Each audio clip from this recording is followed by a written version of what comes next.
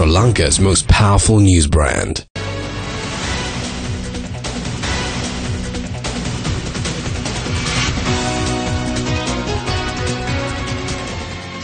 A very good evening and welcome to a brand new edition of News First Weekend, coming to you live from our Newsfirst studios in Colombo.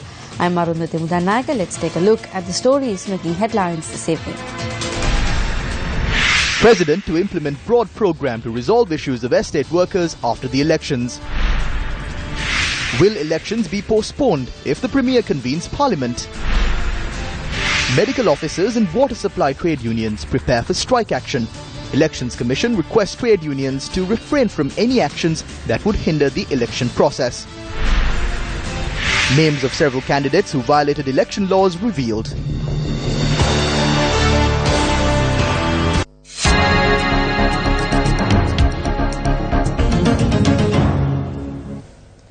President Maithripala Sirisena says a broad program will be implemented following the local government elections to resolve problems faced by the populace in the estate sector.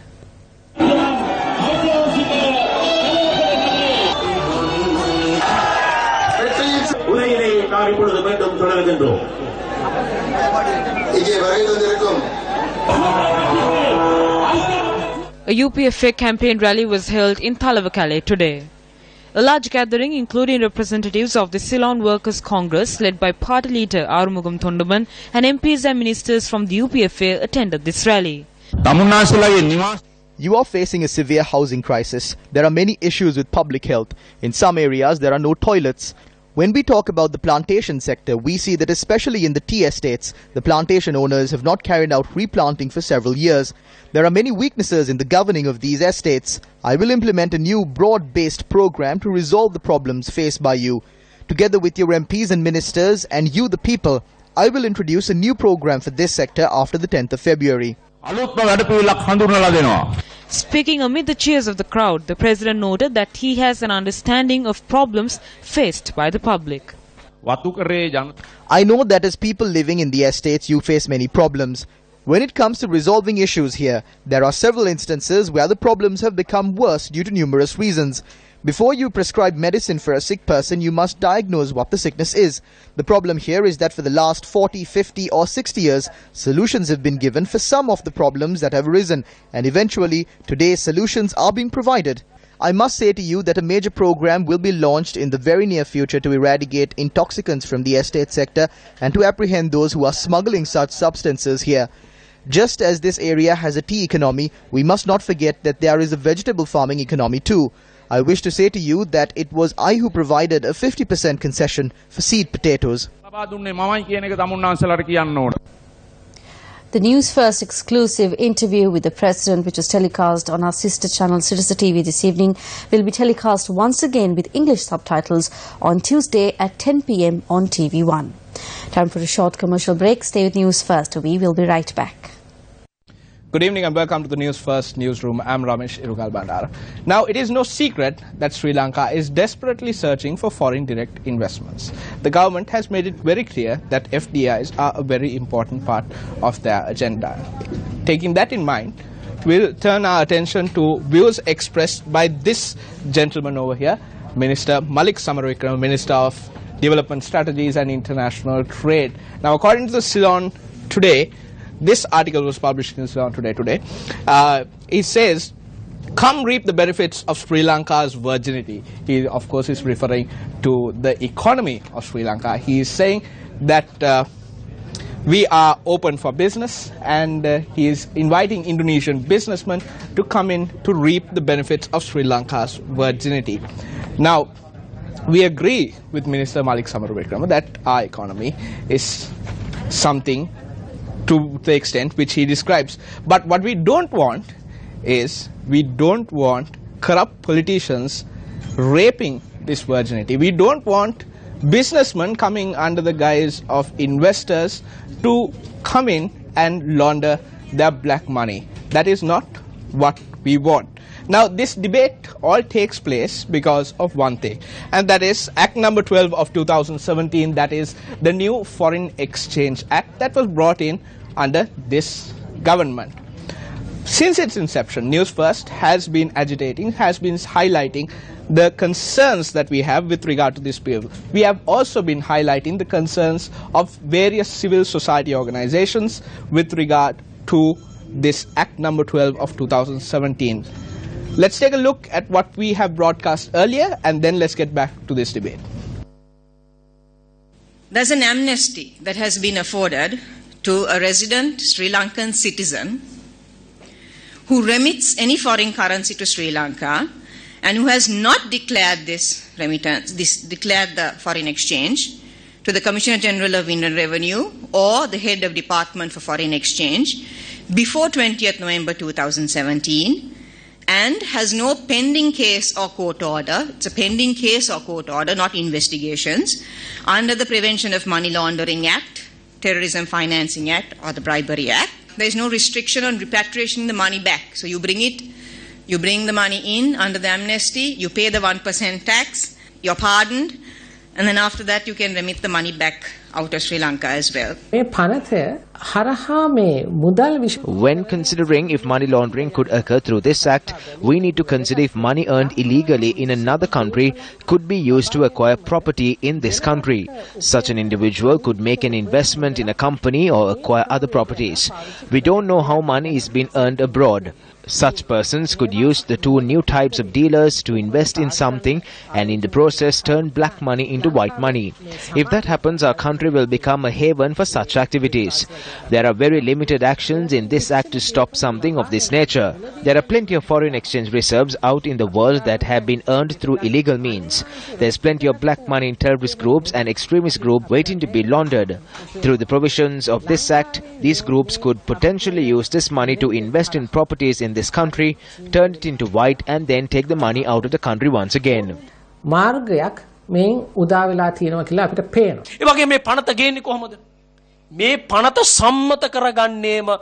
was this act brought in? This act was adopted undemocratically. This act was adopted with very few members present in Parliament. They formed a majority with the few who were present and then adopted this act hastily.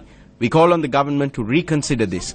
We call on the President to call on Parliament to take this up when it reconvenes in 2018 and correct this mistake. Now, you heard the concerns about money laundering. You heard the concerns about this act being brought in very surreptitiously. Now, it seems that there are international organizations who share our concern. We turn our attention to the FATF, or the Intergovernmental Financial Action Task Force.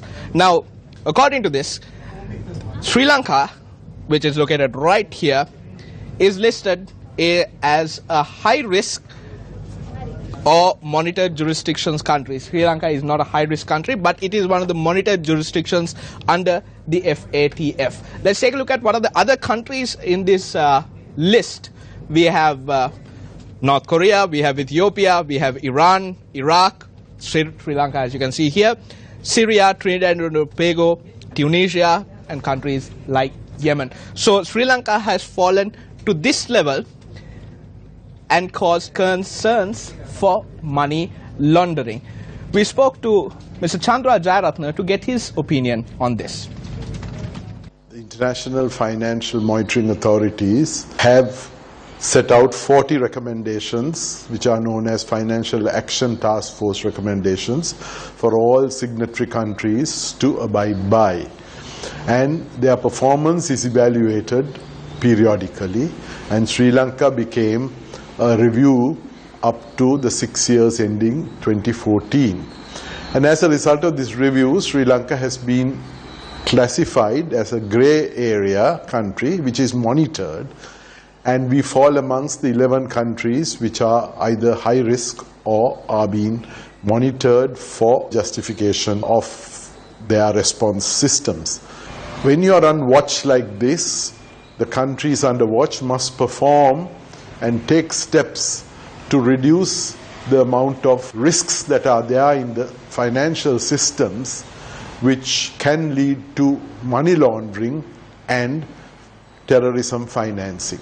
Because if we fall from the grey area which we are classified into a darker grey area, we may have certain systemic impact on Sri Lanka's financial systems and abilities to deal with the world in foreign currency and in banking transactions. Now, we spoke of legislation that this government has already passed. There are other financial legislation that is in the process of being passed. Tonight, we turn our attention to this, the Debt Management Bill. The Debt Management Bill was proposed to Cabinet by Prime Minister Ranil Wickremesinghe, and it received Cabinet approval 2 weeks ago. It will be submitted to Parliament in due time and will eventually get amended and passed depending on the debates in Parliament. Now, there are concerns with regard to this Debt Management Bill as it was passed in Cabinet. This new bill authorizes the raising of loans in or outside Sri Lanka for the purpose of active liability management to improve public debt management in Sri Lanka. To put it in layman's terms, this allows the central bank to get loans in order to balance the loan repayments that Sri Lanka has to pay. I want to turn your attention to one particular section of this debt management bill, that is section 9. It says that members of the Monetary Board, officials of the central bank and those working for the ministry cannot be held liable either for criminal matters or for civil matters for performing in good faith the duties or exercising the powers given to them by this act. Now, basically, they are saying that if an act by the Monetary Board, by members of the Monetary Board or officials of the central bank, including the central bank governor, is done in good faith, under this act, they are not liable either criminally or in a civil case. Imagine if this government had this debt management bill back in 2015 when the bond scam took place. Now, we've seen the results of this bond scam. If this bill was there, the results would have been even more catastrophic. So, one can wonder, is this government preparing for another bond scam of this nature? It's always a possibility. Now, from that, we turn to another matter related to the bond scam. Quoting sources today, the Sunday Times published an article. It says that the bank accounts of 28 perpetual treasuries limited or linked companies have been frozen. Let's take a look at this story. According to the news report, the directive to freeze the bank accounts came in on Wednesday. The suspension means that none of the 28 companies within the group can carry out financial businesses of any sort through their bank accounts. Among the companies in the group are Perpetual Treasuries Private Limited, Perpetual Assets Management Private Limited, Perpetual Capital Holdings Private Limited, WM Mendis & Co Limited, and Integrated Media Networks Private Limited. Earlier, the Monetary Board issued orders to freeze PTL's 2 accounts that were maintained to trade in government treasury bonds. Those assets amount to a total of 12.5 billion rupees, including 7.5 billion rupees in cash and the rest in securities. Welcome back here with News First. Leader of the joint opposition Dinesh Gunawardena says that former Defence Secretary Gotabaya Rajapaksa will not pay the joint opposition presidential candidate in 2020. In an interview with Ceylon today, parliamentarian Dinesh Gunawardena notes that Gotabaya Rajapaksa is not eligible to run for president as he is a US citizen. He goes on to state that Gotabaya Rajapaksa has stated that he is not ready to rescind his US citizenship under any circumstance. The article goes on to state that neither Dinesh Gunawardena nor Podujana Peramuna chairman Professor G.L. Peris would be running for president in 2020. Speaking during a public rally held in Badula this evening, President Maithripala Sirisena expressed his pleasure over the decision to hold a debate in Parliament on the 8th of February on the reports of the Presidential Commissions of Inquiry on bond issuances and acts of serious fraud and corruption. The Prime Minister noted yesterday and again today in Noor Elia that as per the powers vested in him, Parliament can be summoned on the 8th of February. With regard to holding a debate in Parliament, summoning Parliament and scheduling a date, the next scheduled sitting of Parliament is on the 19th of February for the debate on the Commission reports, and I am the only one who can convene Parliament before that. When the Speaker made a request of me following a request from Anrukumara Dissanayake, I informed immediately that Parliament be summoned on the 8th of February. We have nothing to hide and we have nothing to sweep under the carpet. After I extended a challenge to hold the debate in Parliament before the 10th of February, I have come to know now that after the election campaign period ends on the 7th, the debate will be held on the 8th and 9th. This is very good. This is how it should be. They have been forced to hold the debate because they have accepted what I said. When I asked why the book was closed, they had no answer and they could not go before the people. Now the same people who closed the book have decided to hold the debate on the 8th and 9th. This is very good. The country will get to know the true nature of these individuals. This is a good sign and we invite you all to join us in carrying this program forward.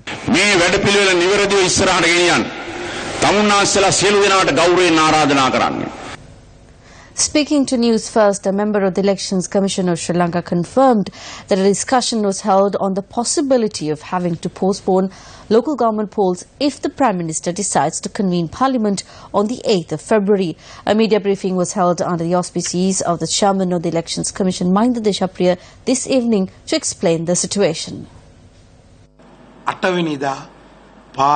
What will happen if Parliament convened on the 8th of February? The Elections Commission has not reached any decision on this. Professor Hool and I met in Vavuniya yesterday. Today, President's Counsel Abeysekara and I are here together. In order for a decision to be made, all three of us must sit down together. This is not a question to which the Elections Commission can respond now. However, the Commission prefers it if this debate is held before the 8th. At a public rally held in Moravaka yesterday, Prime Minister Ranil Wickremesinghe announced that Parliament may be convened on the 8th of February to debate the reports of the Bond Commission and the Commission on Serious Fraud and Corruption. I received a letter from the Speaker last morning. He noted that Anrukumara Dissanayake had written to him seeking that Parliament be convened and asked me to consider it. So I met with the Speaker last night. I told the Speaker that I would send out the letter convening Parliament on the 8th of February on Monday. Then the party leaders can decide what should be done. I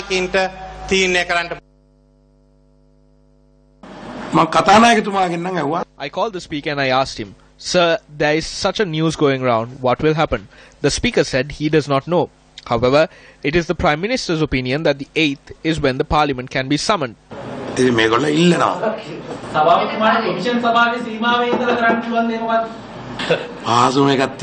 The easiest thing to do is this. I am just telling you. Hand in the letter and go home. I must say this. We will somehow have the election on the 10th. However, we might have to mention the word if.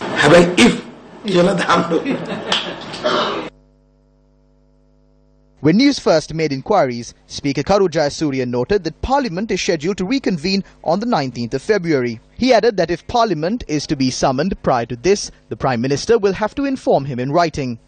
Speaker Karu Jayasuriya also noted that if Parliament is to be summoned before the scheduled date, it would have to be discussed among the party leaders. Nevertheless, the Speaker believes that holding a sitting of Parliament during the moratorium on election campaigning may impact the conducting of free and fair elections.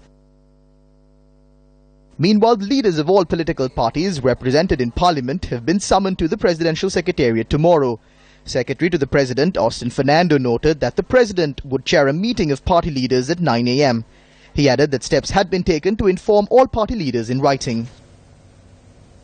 The Centre for Monitoring Election Violence convened a media briefing in Colombo today.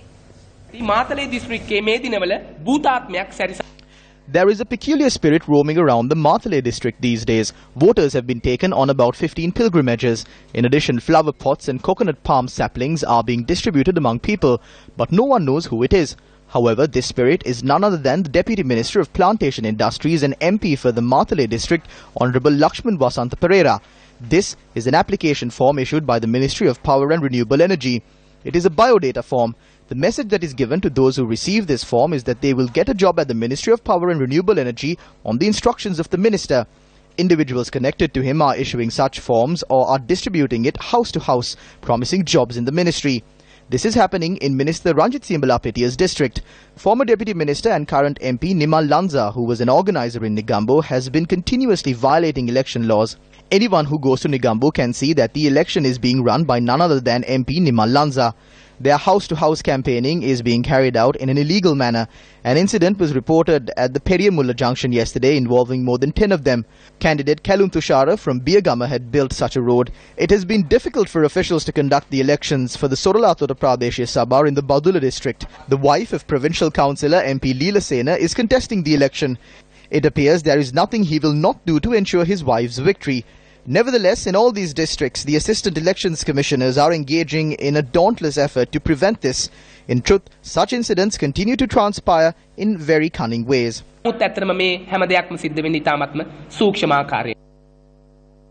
Views were expressed on the importance of voting in this election. There are more than 56,000 candidates. Last time it was less than 30,000. The cost is about 3.5 billion. After the 10th of February, the government of Sri Lanka will have to spend about 1.874 billion rupees a month for the members, including their wages, allowances, fuel allowances and telephone allowances. A large sum of money is being spent on this. We think that local government authorities are bubbling springs of wealth. If creative and capable people are elected, this can be changed. So we always ask the voters to send creative thinkers to local government authorities instead of contractors and those who destroy the environment. Daham Sirisena, the son of President Maithripala Sirisena, and Rohit Rajapaksa, the youngest son of former President Mahinda Rajapaksa, took to the election stage for the first time to campaign for the upcoming local government election.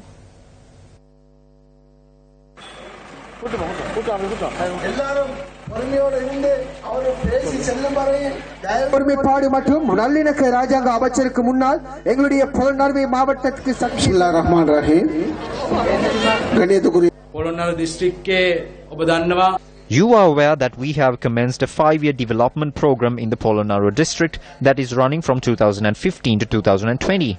We have allocated 6,000 million rupees for this purpose. Infrastructure facilities in education, health, sports, religious and cultural sectors will undergo development programs under the Pipidemu Polonnaruwa program. There is media freedom in the country at present. There is democracy in the country. In order to make sure all of this is not destroyed, you must strengthen his hands. Rohit Rajapaksa expressed these views at a meeting held in Payagala today. It is for the first time that I stepped onto a political stage. I have no intention of engaging in politics and I don't have an intention of doing so in the future either. But I will give my support. I cannot remain silent while I see what is happening to the country at present. This is the Pohottua's first election. I ask you to cast your vote for the flower bud not to make Mahinda Rajapaksa victorious, but to make yourself victorious. Leader of the Janasitha Peramuna Venerable Batharamulle Silarathanathera attended a public meeting in Tissamaharam yesterday. When Mahinda Rajapaksa came into power, who used his powers? Basil Rajapaksa, Namal Rajapaksa and the henchmen who were around him. If they have not committed a crime, the police and the courts must order not to arrest them. There must be something. I said it then. I say it now. Ranil is the bigger thief, bigger than Mahinda. The Mahinda clan stole through roads and contracts. If a stone costs 5 rupees, they made it 100. They did some work, but they also burdened the country with debt. Prime Minister Ranil Wickremesinghe had made this debt burden worse. Trade unions of the National Water Supply and Drainage Board and the Government Medical Officers Association have threatened to embark on an island-wide trade union action next Tuesday. Meanwhile, at a media briefing convened today, the chairman of the Elections Commission requested all professionals and trade unions to refrain from engaging in any activity that could obstruct the polls until the 15th of February. There are many problems which have accumulated over the years, including salary areas, problems with overtime allowances, additional services and transportation, which the government must resolve immediately. If the government does not take any action on this, we have decided to initiate a trade union action at 8 a.m. on the 30th of this month. It will be implemented island-wide. We will announce the nature and timeline of this trade union action the previous day. We clearly state that if the government does not take a decision, this will lead to a total collapse of health services.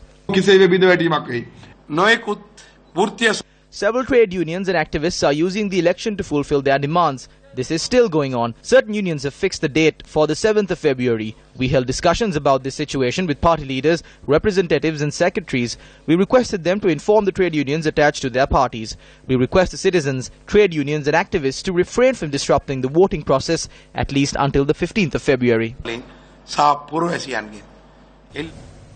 Pathfinder Foundation, together with the National University of Singapore's Institute of South Asian Studies, will organise a one-day joint symposium on the Belt and Road Initiative, the politics, potentials and partnerships. The event, which will be held tomorrow in Singapore, will be attended by speakers and panellists from China, Singapore and Sri Lanka. We consider it as a unique event because this is the first time the Pathfinder Foundation, along with a Singaporean think tank, getting together and inviting Chinese scholars to join in an endeavour of this nature. We understand that approximately 200 institutions, individuals and business enterprises have registered themselves to join the symposium on the 29th. That shows the interest shown by the Singaporean businesses and other enterprises in this particular symposium. Renowned film director Dharmasena Pathiraja passed away today. The final rites were observed at the Mahayava Public Cemetery this afternoon as per a request made by him prior to his death. Dharmasena Pathiraja, who was being treated at a public hospital in Kandy for a long-standing illness, died this morning at the age of 74. His journey in Sri Lankan film commenced with the movie Ahasgawa in 1974.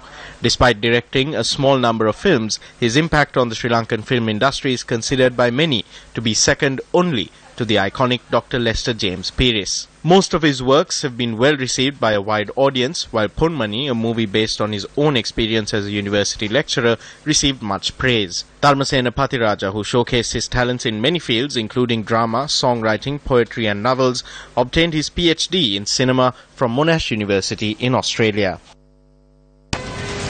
The Newsfirst exclusive interview with the President, which is telecast on our sister channel this evening, will be telecast once again with English subtitles on Tuesday at 10 p.m. on TV1.